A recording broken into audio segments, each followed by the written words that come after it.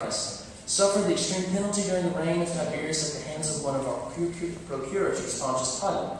Josephus, the version that's not under consideration for being some type of edited version, mentions, at this time there was a wise man who was called Jesus. His conduct was good and he was known to be virtuous. And many people from among the Jews and the other nations became his disciples.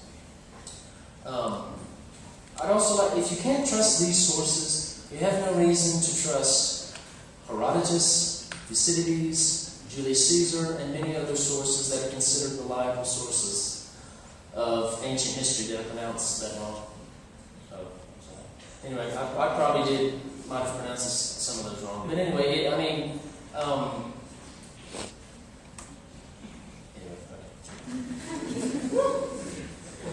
Okay, so you brought up a lot of really good points. I mean, there are so many historians that do not believe that Jesus was the Son of God, and yet they still said that he existed. It's not enough to just say that he existed. I mean, so what? But who was he? A lot of people like to say that, the stories about him being the Son of God, those were stories invented later. Well, that actually doesn't, that it's some sort of just legend that just kind of came up over time.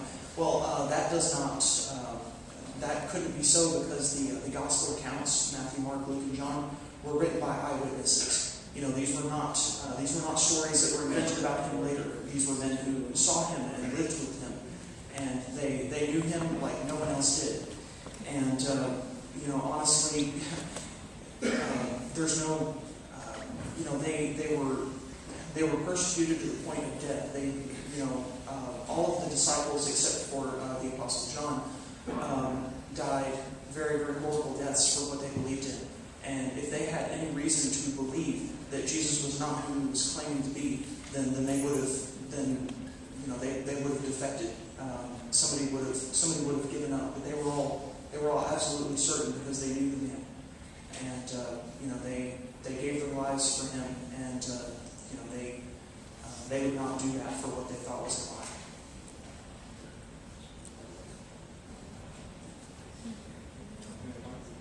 You still have 2 minutes.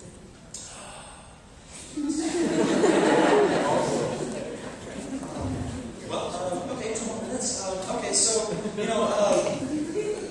minutes. These guys knew Jesus and they claimed that he was the Son of God. Well, what kind of proof did Jesus offer of that? I believe that is in the resurrection. I mean, if all men are mortal, and no human being once he dies can resurrect himself. And so if Christ did that, then it shows that he is not just a mortal man. It proves that he has power over death.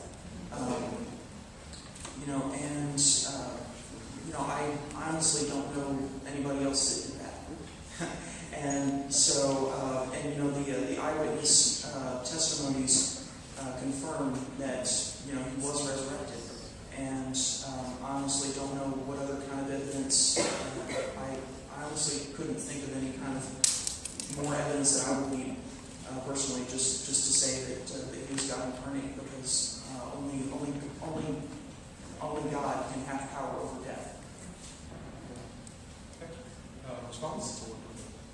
Just to start with, I'd like to say that the comments on the search for meaning leading to killing being fine and dandy, the idea of atheist biased historians, and claiming that we use a slippery slope tactic are all reductionist tactics that are designed to demean the intellectual value of what we're saying.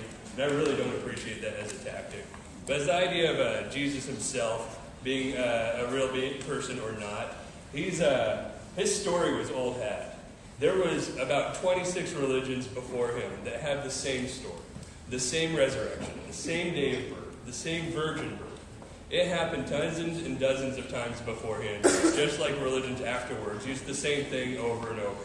It's just a great story to tell and a great story to use. So whether or not he was a real person, the story of who he is not really a new story. It's the same thing, and it wouldn't lead us to think there's anything new.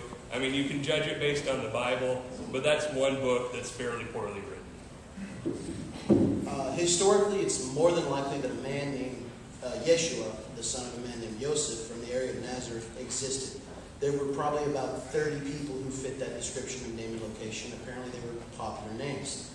The problem with determining the historical existence of Jesus is a lack of primary source documents. The Gospels were written long after the supposed date of the crucifixion and resurrection of Christ. They're not first-hand accounts. The Acts, I'm not sure about Acts off the top of my head, but I certainly know that the letters of Paul to the churches were written by Paul, who never met Jesus, so we certainly can't have him as an eyewitness. Furthermore, what difference does it make whether or not the man existed? What we know is that he did exist and that apparently he claimed to be the Son of God. As far as that goes, there was a man not too long ago named David Koresh who did exist and claimed to be the Son of God. And we actually have videotape of him. So as far as historicity goes, he's got a better bet going than Christ. As far as, I don't know whether or not there's any evidence against, by the same token, you might as well follow Islam, you might as well follow Hinduism, because there's no evidence against them, particularly in this instance either. The last thing I have to say on this topic is that if you pay attention, a lot of Christ's sayings and desires for people to live in a sort of poverty, to practice charity, and to love one's neighbor as oneself, very strongly echo a lot of statements of the Buddhist religion. And considering that Buddhism is older, we have yet more evidence for Christianity forming as a synthesis of older religions and older sayings, and Christ the man being taken as a figurehead. Okay, that's it. Response? About the myths parallel in Christianity, if you look at the earliest records of these myths, they come after the earliest records of the Gospels.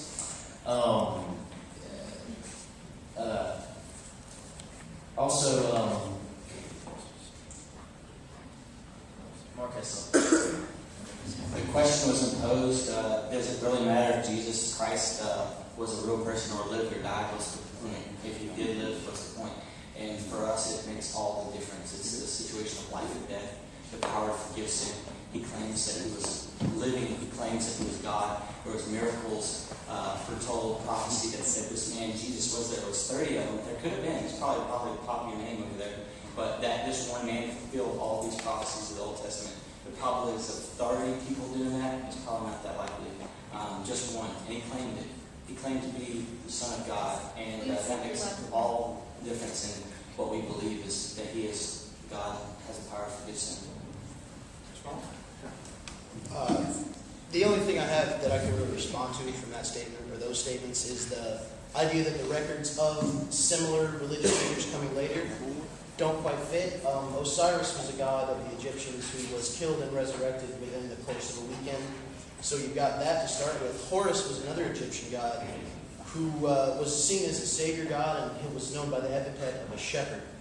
And, considering that Moses was in Egypt before Jesus was born, and that their religion was probably about the same then as the one I've just described here, obviously some of the records that match the life of Christ came before Christ existed.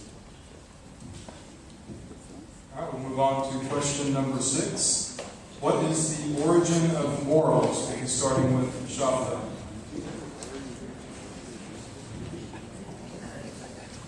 Okay, with the origin of morals, I'd like to start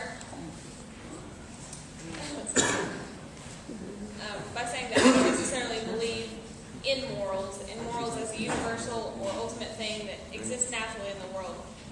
I would say that morals have come out of social norms that we established when we first started forming into groups. When we were living by ourselves as humans or living in very small groups, it was absolutely essential that certain things did not occur, such as murder, such as if it was just the 4 of us in a tribe.